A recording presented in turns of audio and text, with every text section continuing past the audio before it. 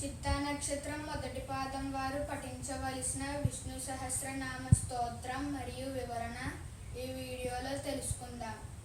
ఉత్తరో గోపతిర్గోప్త జ్ఞానగమ్య పురాతన శరీరభూతబుద్ధ్రోక్త కపీంద్రో భూరి దక్షిణ. ఈ శ్లోకంలో శ్రీ మహావిష్ణువును 9 నామాలలో కీర్తించారు. మొదటి నామం ఓం ఉత్తరాయ నమః, సర్వశ్రేష్ఠుడైన శ్రీరామునికి నమస్కారం. రెండవ నామం ఓం గోపతయే నమః, గో అనగా వాక్కు, వాక్కుకు పతి అయిన శ్రీ మహావిష్ణువుకు నమస్కారం.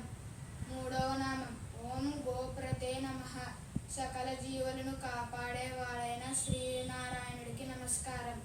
నాలుగవ నామం ఓం జ్ఞానగమ్యాయ నమః, జ్ఞానం వలన మాత్రమే లభించేవాడైన శ్రీరామునికి నమస్కారం. ఐదవ నామం ఓం పురాతనాయ నమః, పూర్వం నుండి ఉన్నవాడైన సనాతుడు అయిన పుట్టుకలేని వాడైన శ్రీ మహావిష్ణువుకు నమస్కారం. ఆరవ నామం ఓం శరీరభూతభృతే నమః, శరీర నిర్మాణం శరీర పోషణం కావించి పంచభూతాలకు శక్తి అందించేవాడైన శ్రీ మహావిష్ణువుకు నమస్కారం. ఏడవ నామం ఓం ప్రోక్తే నమః, యజ్ఞములందు ఇచ్చే హవ్యములను శ్రాద్ధకర్మలందు ఇచ్చే కవ్యములను అనుభవించేవాడైన శ్రీ మహావిష్ణువుకు నమస్కారం. ఎనిమిదవ నామం ఓం కపీంద్రాయ నమః, కపి అనగా వానరము లేదా వరాహము, వానరముకు అధిపతి అయిన శ్రీ మహావిష్ణువుకు ఆదివరాహమూర్తికి నమస్కారం.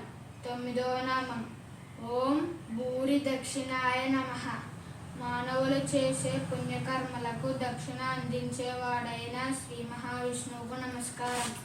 వచ్చే వీడియోలో చిత్తా నక్షత్రం 2వ పాదం వారు పఠించవలసిన విష్ణు సహస్రనామ శ్లోకం మరియు వివరణ వచ్చే వీడియోలో తెలుసుకుందాం.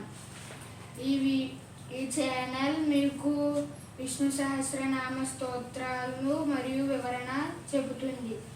లైక్ చేసి, సబ్స్క్రైబ్ చేసి, కామెంట్ చేసి, షేర్ చేయండి.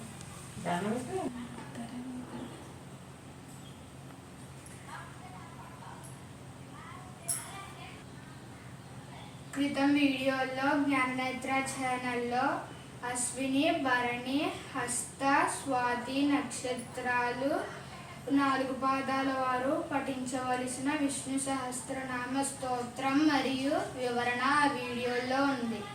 మీరు చూడాలనుకుంటే ఈ ఛానల్లో చూడొచ్చు. ఓం శ్రీ గురుభ్యో నమః.